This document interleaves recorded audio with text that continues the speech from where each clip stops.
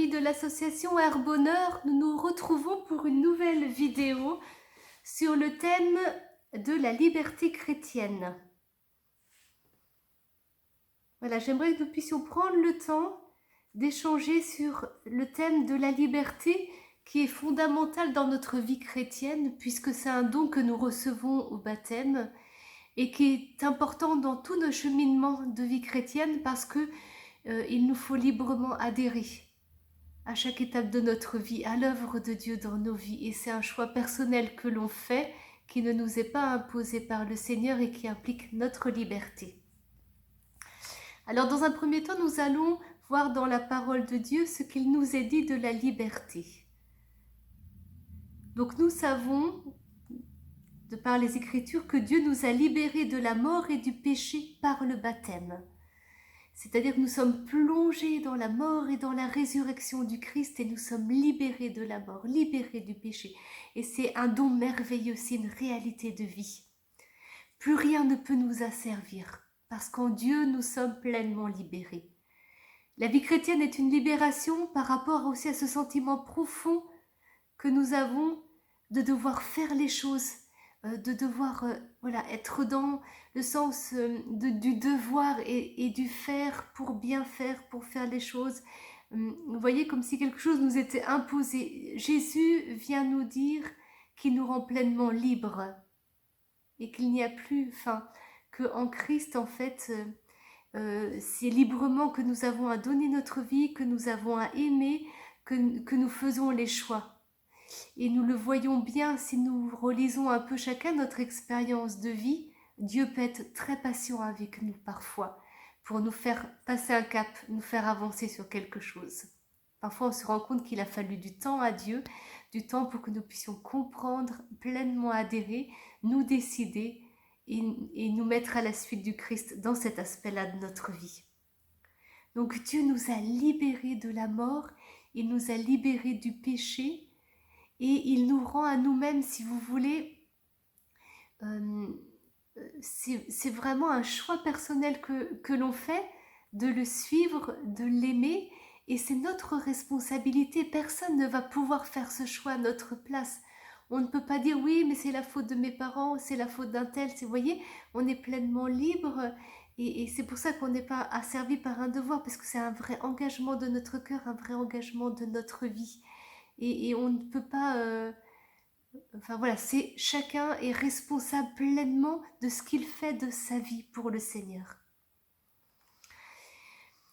Alors, pour revenir à la parole de Dieu, c'était une petite introduction un peu sur ce qu'est la liberté chrétienne. Vous voyez, c'est vraiment cette liberté, cette puissance qui nous est donnée de pouvoir choisir la vie et de pouvoir choisir la vie éternelle parce que nous sommes libérés de la mort et du péché. De pouvoir choisir de suivre le Christ et de pouvoir faire ce choix jusqu'au bout, jusqu'au martyre, qui est un charisme qui est donné, mais qui est donné justement dans cette plénitude de liberté, de vouloir suivre le Christ et de l'aimer jusqu'au bout, jusqu'au don de notre vie totale.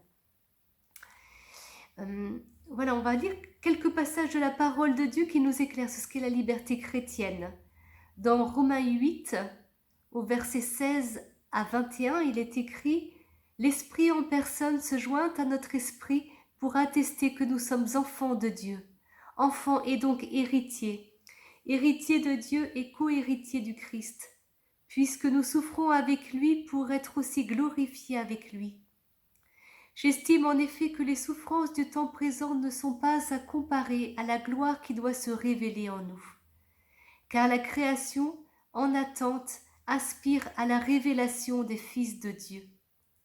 Si elle fut assujettie à la vanité, non qu'elle l'eût voulu, mais à cause de celui qui l'y a soumise, c'est avec l'espérance d'être elle aussi libérée de la servitude de la corruption pour entrer dans la liberté de la gloire des enfants de Dieu.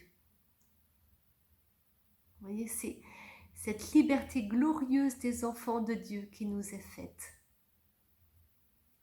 Et même la création aspire à entrer dans cette gloire, dans cette liberté glorieuse des enfants de Dieu.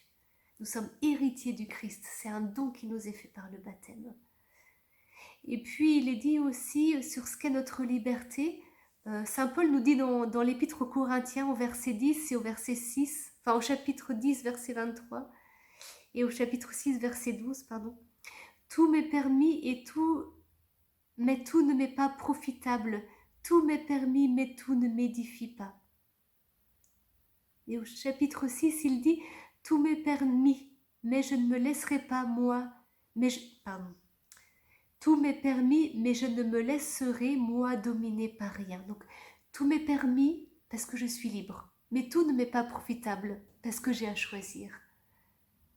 Qu'est-ce qui... Et là, je suis pleinement libre et c'est en conscience. Et vous voyez, c'est aussi ce que l'on vit pendant le temps du carême, de se remettre en vérité devant Dieu, exercer notre liberté et se poser la question.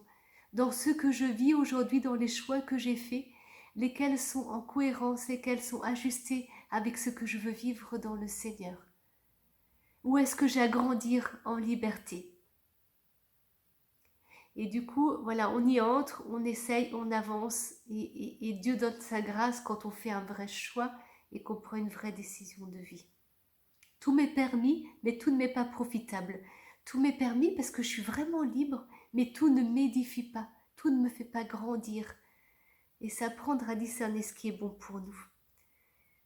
Et puis, tout m'est permis, là c'est l'exercice de la liberté, mais je ne me laisserai moi dominer par rien. Et puis Saint Paul nous dit dans la deuxième épître aux Corinthiens, car le Seigneur c'est l'Esprit, et où est l'Esprit du Seigneur, là il y a la liberté. C'est vraiment l'Esprit Saint qui vient faire cette lumière en moi, qui me conduit dans la liberté, dans la vérité. Et Pierre nous dit dans la première lettre de Pierre, agissez en homme libre, non pas en hommes qui font de la liberté un voile sur leur malice, mais en serviteurs de Dieu. Voyez, cette cohérence dans notre vie, cette vérité, cette cohérence, on est tous pécheurs, mais vraiment on est sur ce chemin où on a pris la décision, on ne rentre pas dans une fatalité par rapport à nos manques de liberté, par rapport au péché, mais on rentre dans une décision de vie, de grandir en liberté. Et inlassablement tous les jours, je choisis et j'avance et j'accueille la grâce que le Seigneur me donne pour grandir en liberté. Donc agissez comme des hommes libres. Et puis dans Galates, au chapitre 5, verset 13, vous en effet, mes frères, vous avez été appelés à la liberté, seulement que cette liberté ne se tourne pas en prétexte pour la chair, mais par la charité, mettez-vous au service les uns des autres.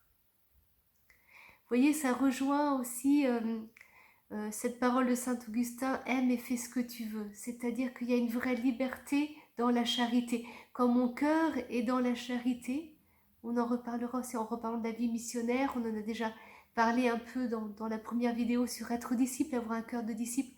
Quand mon cœur est dans cette dimension vraiment du don, voilà, ma liberté va s'exercer pour le don. Et c'est à cette liberté-là que nous sommes appelés. On n'est pas appelés à cette liberté du monde, du je fais ce que je veux quand je veux, mais à une liberté qui est orientée pour le don.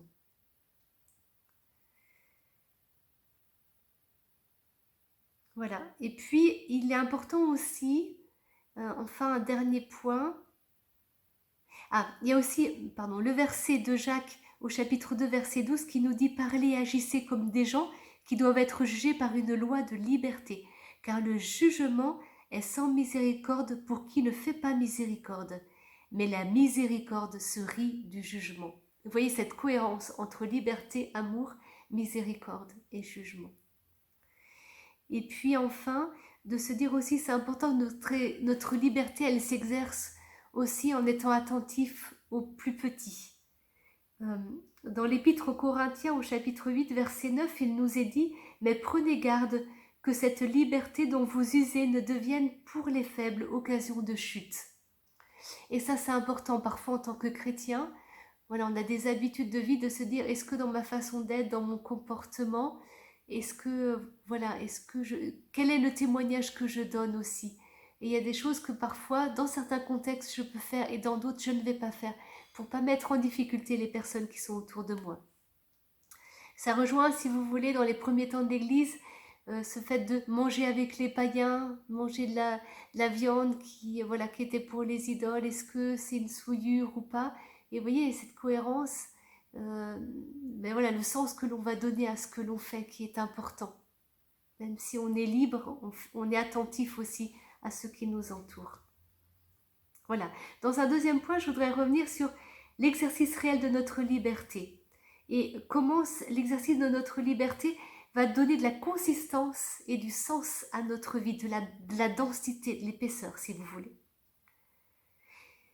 Pour cela, il y a 3 dimensions qui sont importantes, il me semble, pour nous. La première, c'est s'aimer soi-même.